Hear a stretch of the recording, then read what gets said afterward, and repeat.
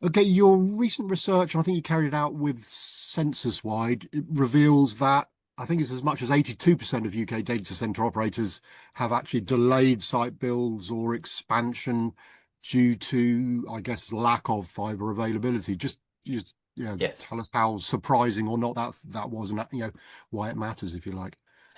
I think the 82% actually, Philip, was a surprise to me. It wasn't a surprise that it's becoming a more of a concern. The 82% was higher than I thought it might well be.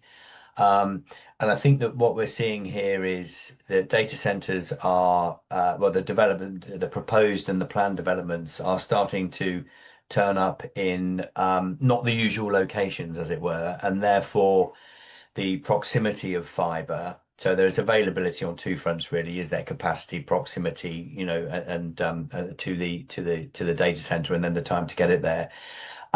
And that lead time is extending. So I guess that's really what's driving that 82%. But it was a bit higher than I thought, I have to say. But I knew that it was becoming more of a thing due to the conversations we're having as a fiber provider. Okay, and maybe just one more stat. I think higher than 82, 95% of the same operators saying that access to high capacity fiber networks will now influence their expansions plans. So I guess that's sort of just following on from that further confirmation, if needed, that it's a big issue for them. It is, yes. And it remains for me what I see and it is, and I've got a bit of data center history as well in my career. That it's still third. So there's no question or statement that, it's first land and then power and then connectivity. But I think that third place, when it had been a distant third, quite a distant third for quite some time, and it's sort of becoming a less distant third. Because if you've got a packet of land in, broadly speaking, the Slough AZ, if you like, or you're taking on a shell from Segra or whoever else, others are available, I guess, um, then you're not really sweating too much on fiber availability. There might be some work to be done, there might be some civils and so on, but at the end of the day, you're not going to be so far away, and therefore in your critical paths and in your budgeting, it's not going to worry the project too much. But as we all know, everybody's chasing two things really. They're chasing more land because these developments are getting bigger, and that power piece. And you've got two aspects to that, of course. One is the getting on the network, and then obviously being able to buy the power. But these some of these sort of brownfield sites, sort of former industrial areas, and so on and so forth, are coming up now. They're also playing into the AI growth zone initiatives, and they have less proximity to fiber, and trying to get and with a DC you need to get onto you've got to get onto a large core network as quickly as possible, at high capacity, and therefore the amount of money to do that, is going up clearly, and the amount of time to be able to achieve that due to the level of civils and getting permits and so on and so forth, and maybe way leaves to cut across land becomes more of an issue, and it becomes a more interesting, I guess, or maybe challenging, take your pick, critical path in the development plan.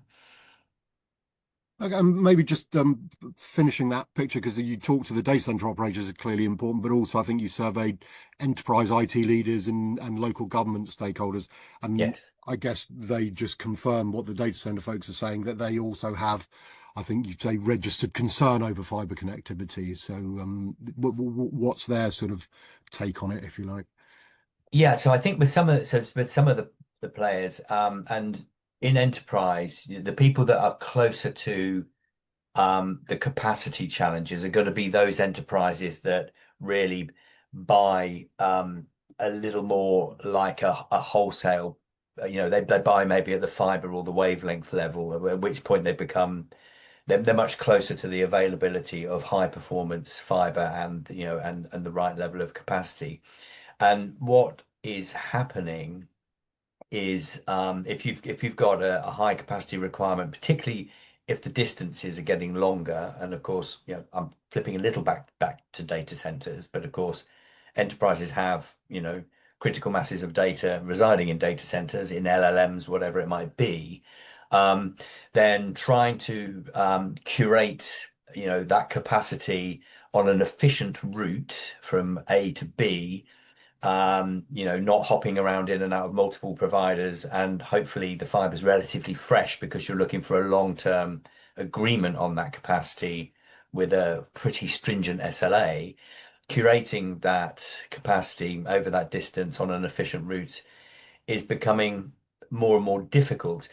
So it's not necessarily that suddenly there's a lack of fiber. But depending on the performance requirements, the distance and the capacity, at that end of the equation, it's becoming more challenging to be able to get a fast, effective, low latency, high performance for the long-term solution. Okay, and if I understand it correctly, the observation is that sort of last mile fiber receives sort of the right amount of attention or a good amount of attention and investment, but the same is not true when it comes to these core fiber networks, which you're talking about. Is that right? Not well, you're completely right in terms of last mile has had a lot of attention and investment, but that's really for it more in fiber to the premises, which I'm assuming we're both enjoying the connectivity of right now. Yes. Assuming that we're in our respective homes, and we've got more than one choice maybe outside our door because, BT have now got competition at a fiber level. So on that side, there's been a vast amount of investment, and as consumers, it's really, for most of us at least, it's never been better. Um, so this access is of a completely different nature because you've got that former brownfield site wherever it might be, and you need to basically you've got your core network and your access into that core network that is less proximate. Going back to the Slough example, for example, or Stockley Park, or take your pick on the areas we all know and love so well. Um, is you got some digging to do basically, um, and that costs money and it takes time, and that's for the ducting, and then you've got and then the fiber's got to go in, and so you've sort of got three levels really of activity there. You need those ducts to go in, that get you back to a core network of provider of some kind. Then the fiber, which would often be also put in by the core network provider that you're going back to. But then once the fiber's in, if it's us putting that fiber in, it doesn't necessarily need to be just us providing the service, because at that point, we do a lot of trade with and cooperate with competitors and partners. And so the services can come from multiple organizations over the infrastructure that maybe we put into one area of the DC, and maybe another provider's digging into the other side of the DC. And if they need four routes, it might be two providers doing that, or it could be even four, maybe. But with the distance, and basically making the investment cases, and finding your two to four connectivity infrastructure partners becomes more of a challenge because there's more money, more time involved, and what do the commercials look like, and so on.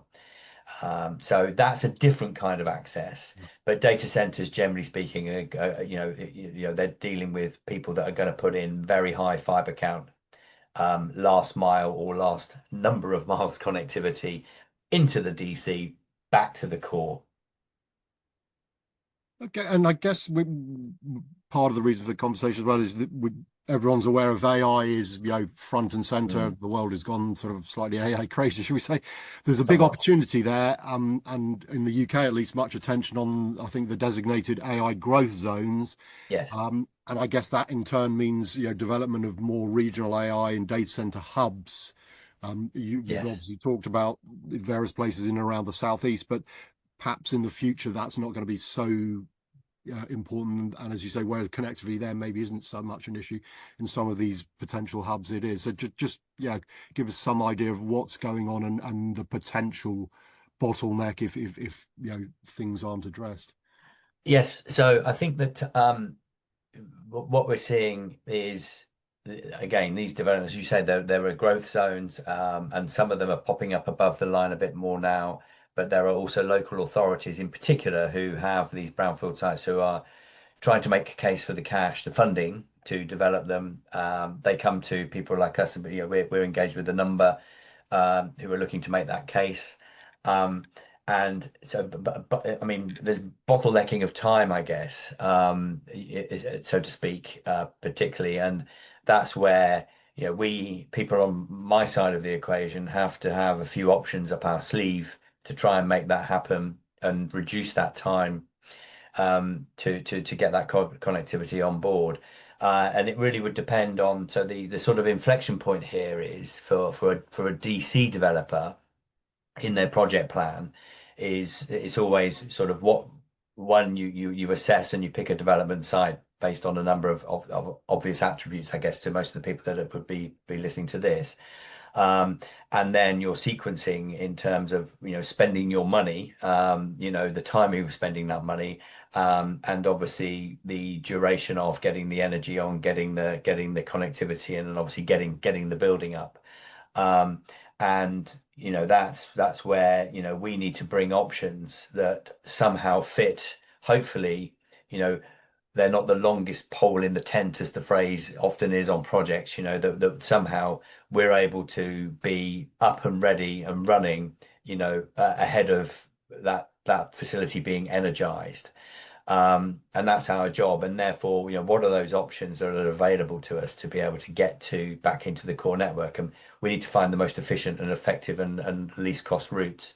So we have a few options. I can only speak for us. I mean, one of them that's a new option for us, which is rather exciting, is our long-term agreement with Network Rail to be able to utilize the trackside infrastructure to lay new fibre, and then our ability to break out really wherever we need to break out, which is basically with the greatest proximity to a development site, and then drive that very efficient and effective route to the data center, hopefully through you're looking for the shortest distance obviously, but then you're also looking for the least resistance in terms of permission and the most cooperative people to engage with to make that happen. So that's the part we need to play. We have conversations at every stage really of the process, but we're I've got some history with some of the real estate folks out there in DC land, so we make sure that they're aware of the attributes that we could bring to a development site, then with the developers, and then of course data center owners and operators alike. So we keep ourselves connected with the full chain, the full supply chain, or if you like, the full ecosystem. And I guess therefore is the existing fiber network infrastructure sort of ready for this growth phase, linked into what it is companies like yourself are doing to link in new developments, or is there any worry that even the sort of the current network is maybe going to need some kind of upgrading to cope with anticipated expansion? We're certainly seeing some challenges on some major routes. And your major routes really are sort of north to south or south to take your pick which direction, but depending on your bias, I guess. Mhm. And then east west, particularly east west in the south. And this is because you've got a lot of data actually entering the country from overseas. You've got those big clusters up in the Nordics, for example, but there's a lot coming in transatlantic, and that's increasing.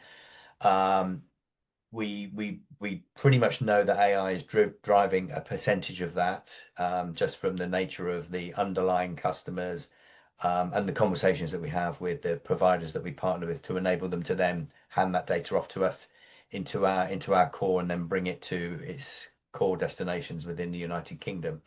The other thing that's in play, I mean, there's quite a bit of subsea activity in upgrading subsea cables.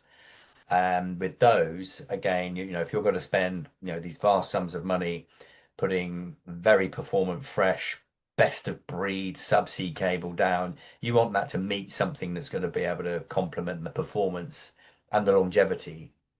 And there are a few challenges there. So we're in conversations there to look at, seeing how we can maybe complement that and meet up with those landing stations and those partners. And then, that data then will come in, and there's vast payloads that will be coming from data centers elsewhere to then land in data centers here.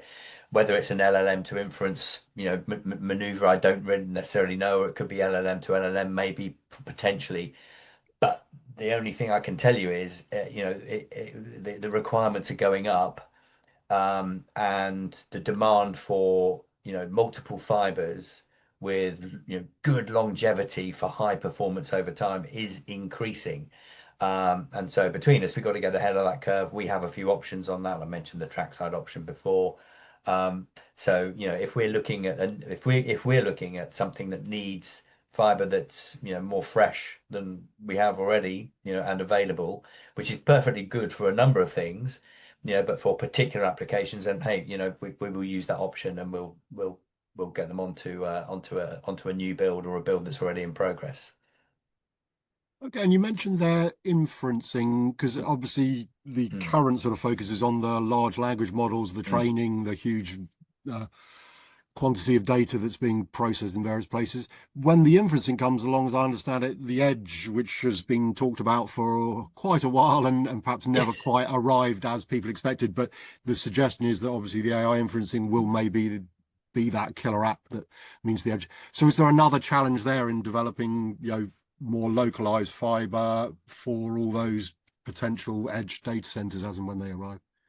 I think there could be. I think this is where, though, we've got that question that everybody's looking for the answer to, which is what is Edge going to look like? And I think it's fascinating, and I don't know, you will be so much better read than I am on this, but I sort of consume a reasonable amount of content on this, and you've also you've got to be mindful of the who's creating the content and maybe their agenda clearly.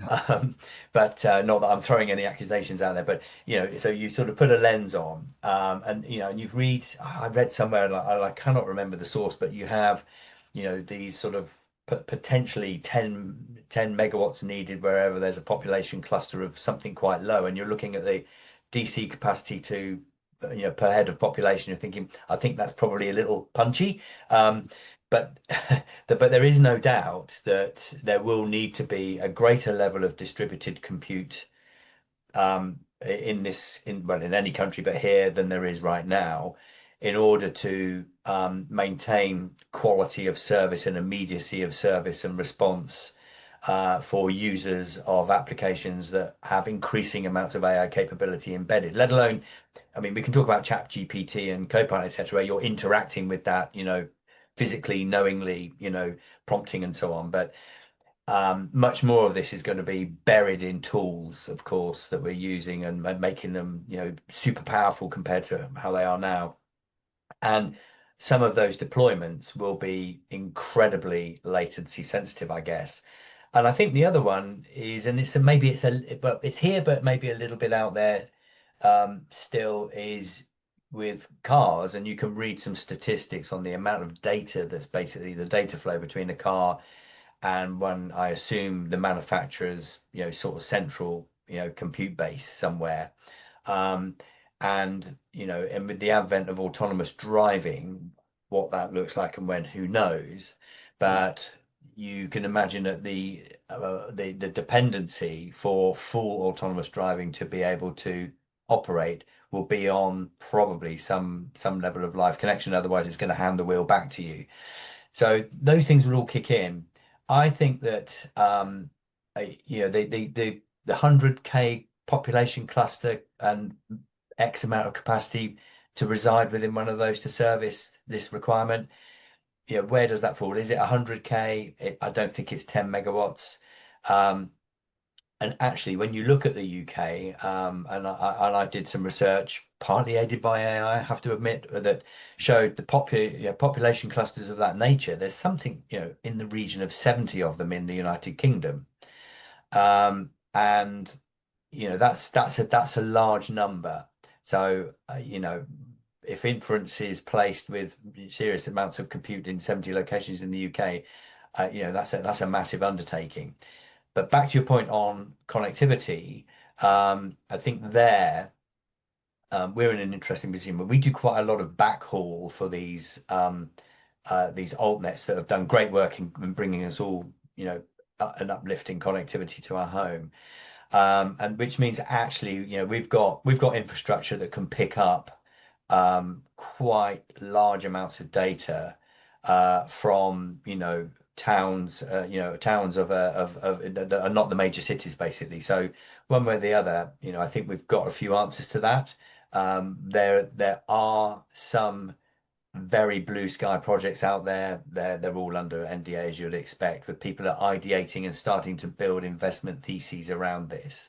Um, and broadly speaking, it's the opportunity, I think, will come over time. I still, even with those, haven't quite got a take on the shape or the size of it, but it will be more distributed than it is today, without a doubt. And we've got a few edge players out there today, but I think it will be more distributed than today. 70 locations with serious levels of compute, I'm not so sure. I suppose, I guess that again, there's probably a degree of uncertainty, but have you got some idea of what needs to happen to make sure that the excitement around AI and the AI opportunity for the UK is not, shall we say, restricted? I know there's always a bottleneck, somebody's Mm, slower than somebody, whether it's the compute, the network, the yeah. storage, but for the fiber networks to be, if you like, not the guilty party, what needs Yeah. to happen, if you like? Yeah, I think, we need to when we need to put new infrastructure down, um, and if we're looking also to maybe put that on new efficient routes, then I don't imagine that we're going to get to a point where maybe pick a bad example, but if you're at a government level and you've got a massive infrastructure project, so HS2 is an example. I mean, you can basically go and acquire people's homes and and make them move their businesses, and you can just literally move everything out of the way. So that's quite an extreme example. I don't imagine that laying fiber is ever going to get to the point where it can wield that level of power. That said, what would be good to see is uh, something that enables us to have local authorities where we're looking to be able to close a road, etc. Everybody hates that, I appreciate, but when we need to get it in the ground, and it's something that involves, a local authority, broadly speaking, the government, then having faster reaction times and more coordination so we can get on with that project and just make it happen super quick would be really useful. You then do come across a lot of private, individuals that you need to interact with to get way leaves and access, and I don't think we're going to get anything, some sort of superpowers, granted by the authorities for that. I don't imagine that happening, to be honest. So we're just going to have to make sure that we find, the fastest, efficient, most efficient routes possible that are the easiest to gain permission, um, and so that we can basically match the ambition, hopefully, and the growth of this AI opportunity with the speed to build and upgrade and feed it with the connectivity it needs. And that's I think that's what we need. And I know that there was an article recently. I do need to still read it, to be honest, but I know that there's a government level eye back on telecommunications with from the critical infrastructure perspective. And I know this sort of happened with data centers about 3 years ago or so, if I remember rightly. And so I can see connectivity maybe moving up the stack a bit in terms of the importance of the criticality of it and how that then is viewed by the government, and the positive impact and potentially the negative impact that it could have on the nation, and that it can help drive growth, it can help drive productivity. It's way down in the stack of enablement there, of course, but it's deeply fundamental, much like energy, So I think we're going to end up sort of in that category probably over the coming years. Yeah, and I suppose the final question then would be, are you optimistic that what you've described that needs to happen will happen in the right time frames to enable this AI expansion, or do you have even vague concerns that the sort of bureaucracy around it might not be helpful, shall we say? Well, my answer to that would be, I hope it's not a non-answer, by the way, Philip, but my answer to that would be is we're here basically to innovate and work around a lack of momentum elsewhere. So if we get it and we get the oxygen and the help, Brilliant. Thank you very much. Take everything you give us. But we're here also to figure it out collectively and severally and innovate and put our thinking caps on because we're here to make it happen. We just have to find the way. If we can get some help, we can get a leg up from the powers that be. Brilliant. And maybe sort of going back to that potential for connectivity being reviewed in terms of its criticality to the future of the country and the development of the economy and the growth of the economy, maybe we'll get a bit more help. So I'm hopeful on that side, but the bit that I am in control of, along with my cohorts, because we work together, is we're going to innovate the hell out of whatever we can and ideate around it to make it happen, irrespective of what gets in the way, because we have no choice.